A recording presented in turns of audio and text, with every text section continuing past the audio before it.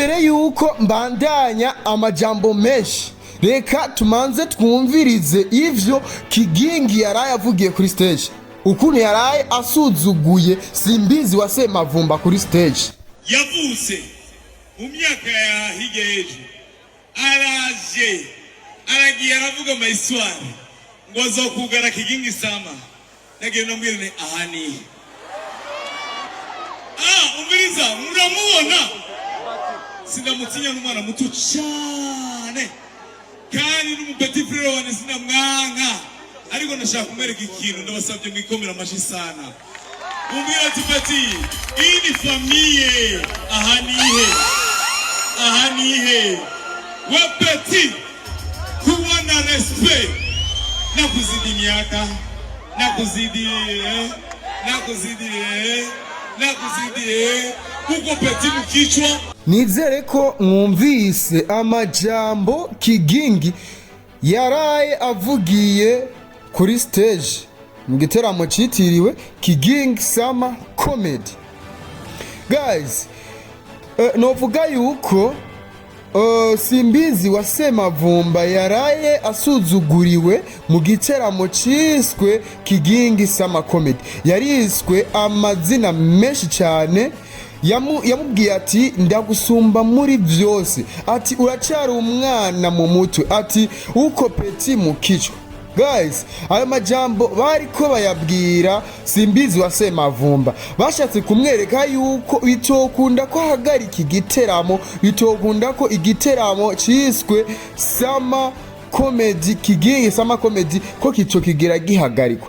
Cyatanguye gukogwa mu 2016 gushika no bukira cakogwa. Rero bashatse kwereka yuko Simbizi wa Semavumba tambaraga atanguvu na ntoya afise yo guhagarika kijya giteramo. Guys, reka turagaruka ukuntu abaririmbyi y'u Burundi babona uko bagiye muri kiya giteramo cya Kigingi Summer Comedy, baca bibaza yuko abahari bose abafana bose baje kuraba kijya giteramo baca bibaza yuko ngo ari abafana babo. Guys, nibaze baratahura ikintu kimwe abaririmbyi b'abarundi.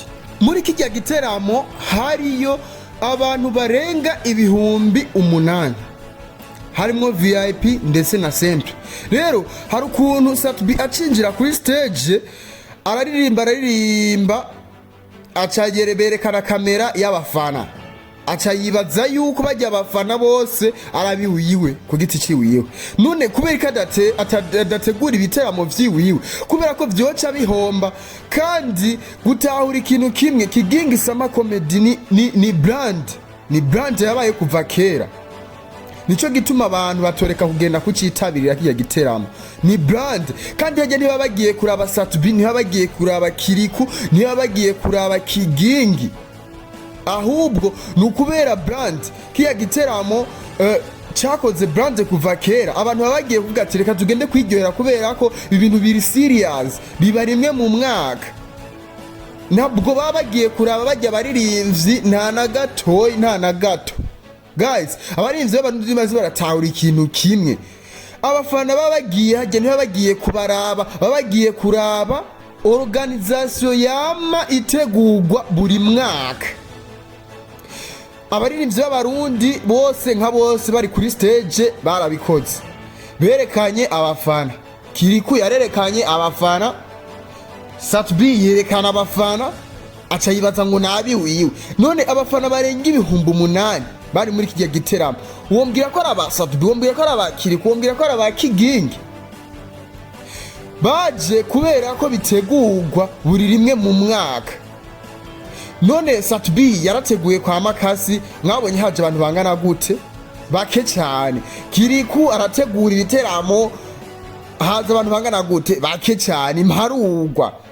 Kubera ko si brand, si event. Ariko Kigingi Summer Comedy ni event, ni evenema yami baburi rimwe mu mwaka. Nico gituma yitabirwa n'abantu benshi bagiye batandukanye. Rero abaririmbyi batahura ikintu kimwe. Guys, ko bajya abafana bose atarabi wabo.